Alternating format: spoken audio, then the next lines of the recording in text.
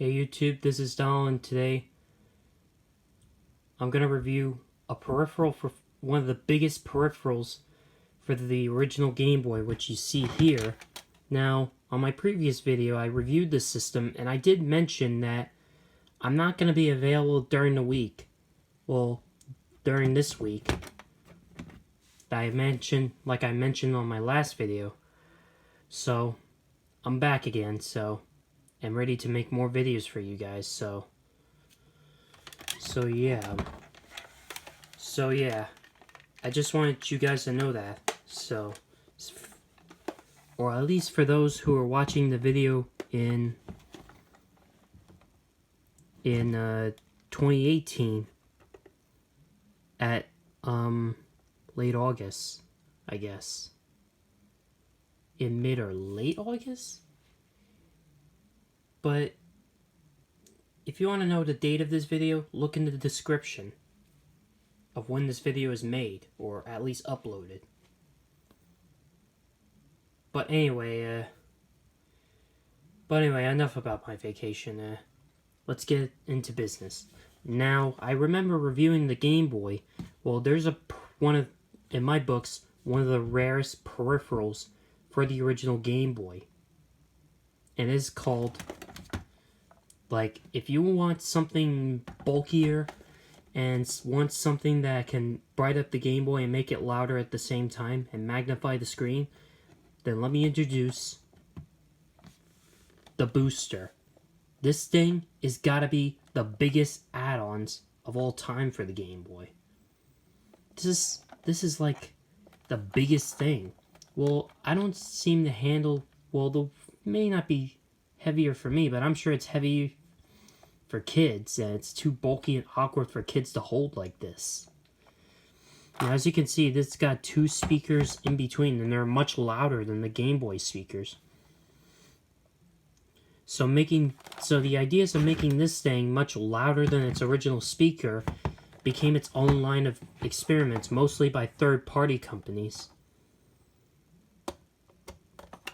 Now, as you can see, it's got the controller add-on, which gives it new controls, which is not an analog stick, but a thumbstick, like a thumb joystick, and a B and A button, and these buttons that corresponds with the Game Boy buttons right here. And you use this to remove the plate of the controller add-on. Now, on the back of this thing, on the side of this thing, it's got the same DC voltage thing as the Game Boy, as the original Game Boy, and it's on the back,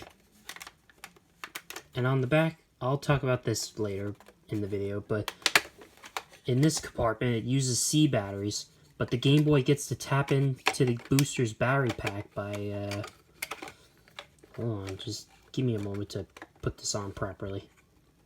Yeah, this thing can be quite awkward to put back on. But as you can see, the back of the booster has rubber feet to stabilize it in case you want to play it on the table. Or something. Let me just... hold on, the battery compartment's not on right. Good thing I got two hands. Now I'm standing this camera on a tripod. But anyway, also on the back, it has a cartridge compartment just for convenience. It can hold only 2 games, unfortunately. As you can see, I got both Pokemon Red and Blue version for the Game Boy. Now, this product seems to be made by RadioShack, and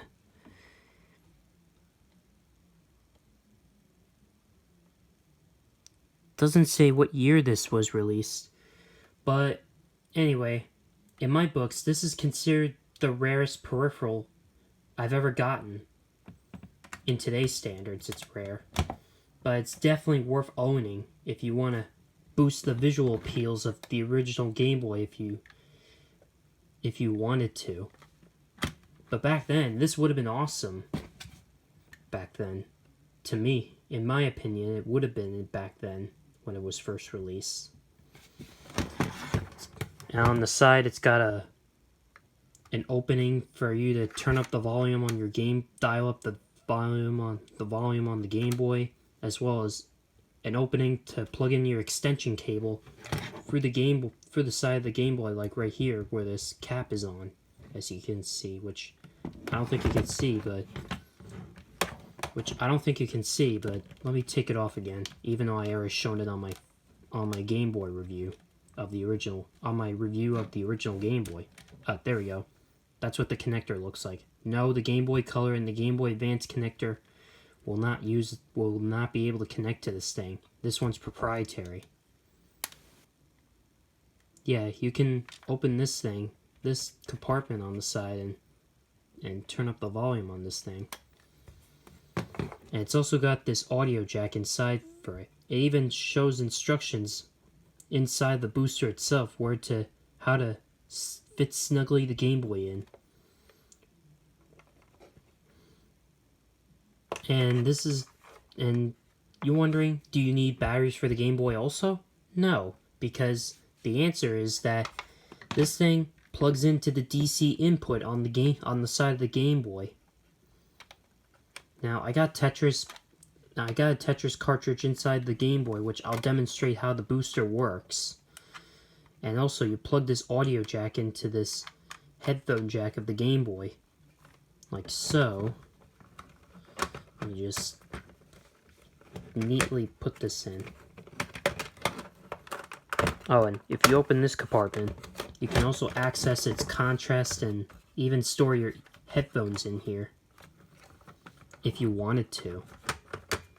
Which, I'm not sure if you're going to need them or not, since this thing is connected to the booster's speakers. And it also allows you to have access to the contrast of the Game Boy, like it says right here on the side. And it says phones storage, which means headphone storage. Now, all you do is slide this back on, so, and use this red thing and slide it up to place and lock it up. And you're wondering what this is. You put this in position, and and this thing lights up and magnifies the screen to make the graphics look bigger. And this switch is for the sound. If you switch it on the middle, it'll only turn on the speakers on this thing. But if you switch it to this position, it'll light up the screen. As you can see, sorry for the glare on the camera. But anyway, let's boot it up and see what it's like.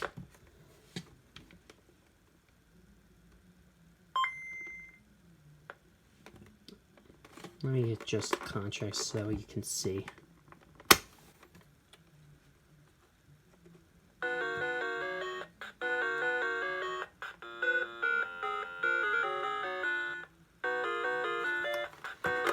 There we go.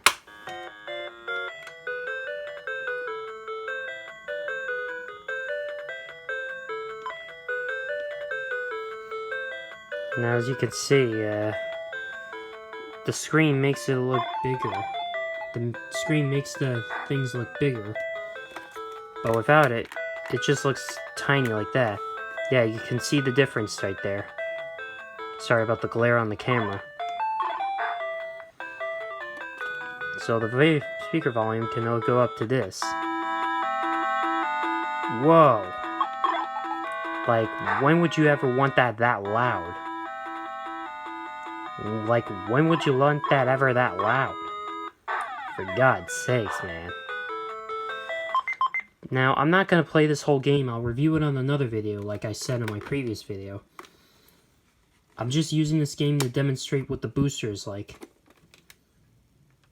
But overall, yeah. This booster may seem bulky, but if you're an adult that wants to get serious with their Game Boy and wants to go retro with this thing and want to play your games in monochrome, but yet want to light up the screen and magnify it, like if you want to see if the screen is too small for you, and if you want new controllers to make it feel like you're playing an arcade machine, then yeah, get this. But if you're the type of person who doesn't like how bulky it is, then don't put too much money in it, because it's nice and it's great, but it's not really worth. But if you already have a Game Boy Advance SP, then I wouldn't put too much money into this. Even though it's awesome and it's nice and great, but this thing was eventually obsolete once the Game Boy Advance SP came out. So yeah, like I said, if you're interested in playing the original Game Boy, then yes, you can get this, but be sure to hunt down for it, because I'm not sure if these things even come up often. I saw one on Amazon, but I lost it before I even found it. I got mine at Play and Trade for $50. Or $40, I mean. I don't know how much it costs. Either $40 or $50, I guess? I don't remember, but I am serious of where I got it and how much I paid for it. Now, I don't have the box or the manual for it, so that's all I'm showing you.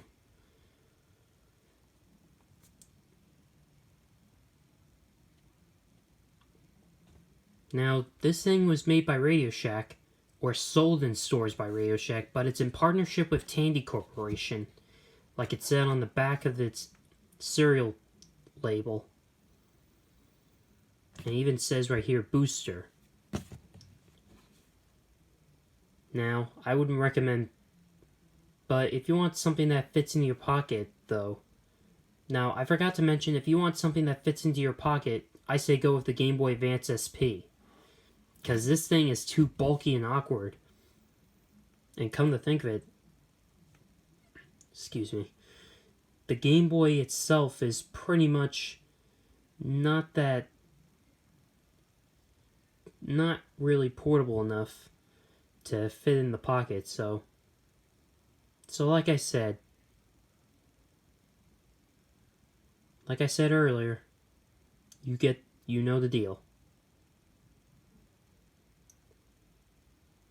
But anyway, subscribe if you want to see more videos like this, and like the video, and yeah, I'll see you on the next video. This is me, signing off.